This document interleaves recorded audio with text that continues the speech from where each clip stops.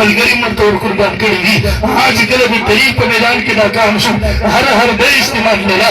الحمدلله اوس جبر مات شوی دی، دې وجې موږ په هغه موضوع باندې نه راځو. خو دومره وایو بیا دې قوم ته سبق مه ورکوه، بیا په دې قوم کې وهابیزم مه خوروه، بیا د خارجیت دغه سبق مه خوروه.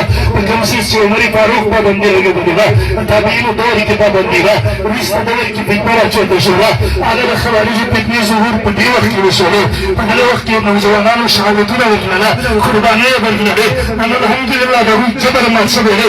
هغه ته ضرورت نشته د اسلام مسلک عقیده وچوړي. خو کله چې ته په سټیج راځې، کله بیا زما له طلبه عوامو ذهن جوړې، دا هم جایز دی، هغه هم جایز دي. د اختلاف طلبه دې به وایي، د اختلاف ته ضرورت نشته دی. بیا ته ووایه ته په دې قوم کې یو ځل بیا انتشار جوړوي که نه جوړوي. عمر فاروق رضی الله عنه بلکې هغه په دور کې یو کس و، کتاب الاسماء والصفات کې امام بیهقي نقل کړي یا نور کتابونه کې دي. یو کس و هغه به دا متشابهات بیانول، په دې کې الله چېرته دی، استوا نه سمه دا قسمه کیسې به یې کولې.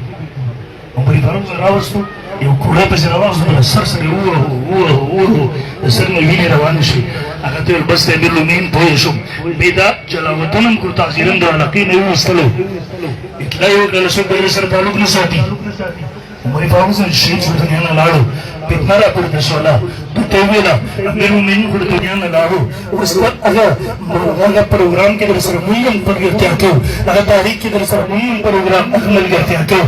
خپل هغه مذهب پرچار شروع کړه. هغه ورته نه نه بس وایي چې په دا سر ګزارونه را کړي، زما دماغ ځای ته راغلي، بس هغه اوس نه چل.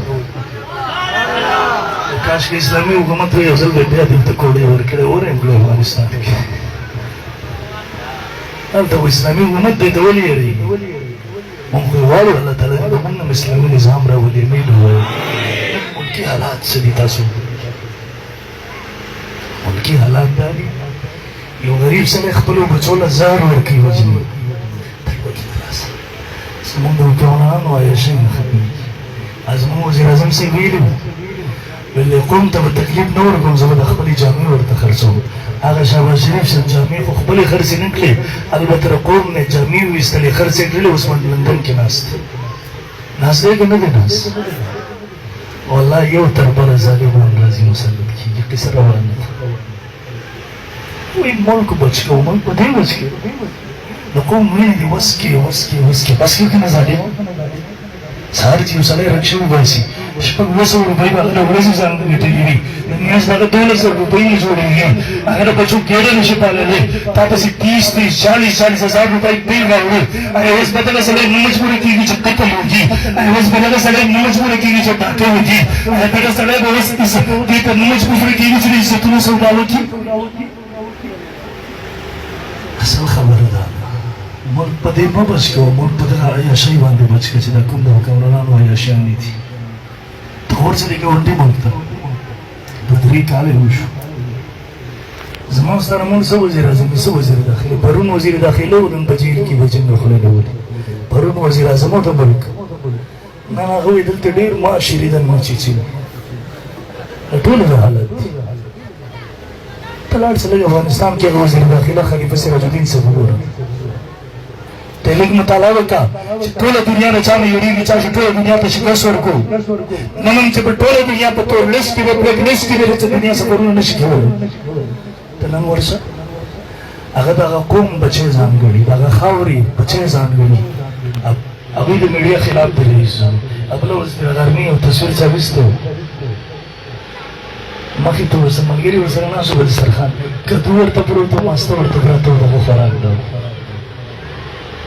تېر کال چې هلته سیلابونه راغله، هغوی په هغه لارې ټولې بندې شوې دي، په هلیکاپټر کې روان دي. خو بیا دې یو تصویر چاپېستی، دغه خلک د تصویر خلاف دي، تصویرونه نه وباسي، خو بیا ورنه چاپېستی و. روټۍ د وخت په وزیر داخله، مستقل وزیر داخله په اختیاره روټۍ ته ناستې ورسره د پیازو سره خوري. دغه قوم عمل به ترقي نه کوي. ته نن ورشه، 2-3 کاله وشو.